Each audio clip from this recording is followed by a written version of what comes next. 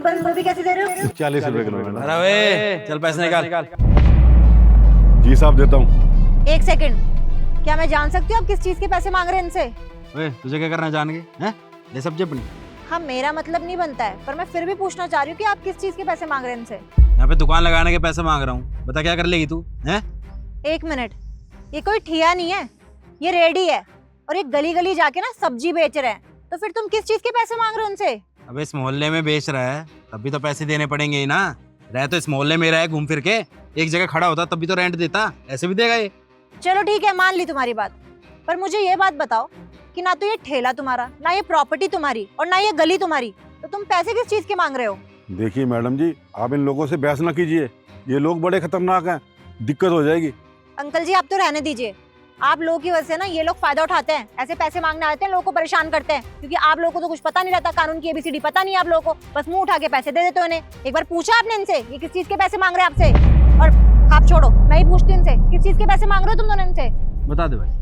हमने एमसीडी से हैं और पैसे तो लेके ही जाएंगे, पैसे देने पड़ेंगे, समझ गई? पता चल गया मैडम अब कहाँ से हम? तो बुड्ढे शक्ल का देख रहा है, देना पैसे, जल्दी दे।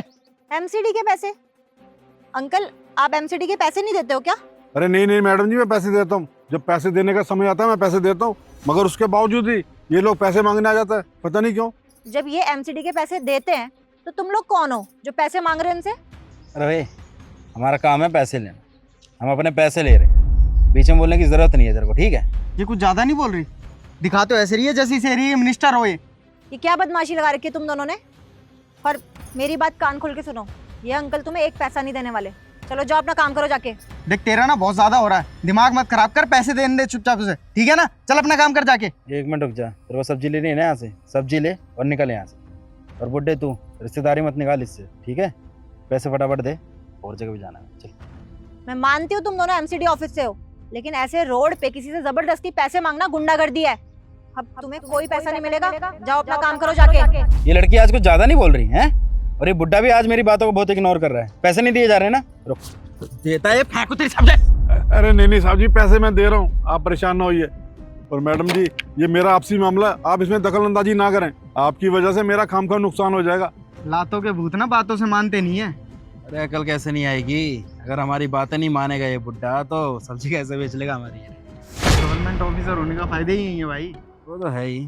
चल फटाफट दे पैसे। नाम बताना अपना जरा, बहुत बदमाशी आ रही है ना तुम लोगों को। क्या नाम है तुम्हारा? नाम पूछ के क्या करेगी? हैं? ले नाम बता दे, धर्मेंद्र नाम है। पूरा नाम सुनेगी, धर्मेंद्र शर्मा। और बता, एड्रेस दे दूं? हैं? और मेरा नाम है सुशाल यादव। जो उखाड़ सकती है ना, जा उखाड़ ले, चल जा।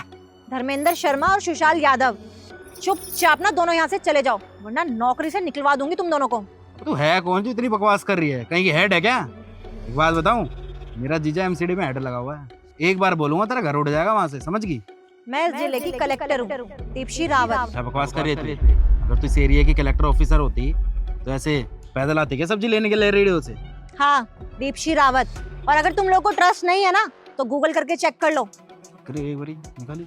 रुक जा एक मिनट, अगर नहीं हुई ना फिर बताता हूँ इसका। फिर तो मैं ही बता दूंगा, तू टेंशन क्यों ले रहा है? अरे नाम तो सही आ रहा है, यही है। अब माफ करना मैडम, वो मुझे पता नहीं था कि आप इस एरिया की कलेक्टर हैं। वो आप खुद देखिए ना, आप पैदल सब्जी ले रही हैं, तो फिर सॉरी मैडम, गलती हो गई हमसे। हाँ हाँ मैडम, गलती हो गई, माफ कर दीजिए। आगे से कभी ऐसी गलती दोबारा नहीं करेंगे हम।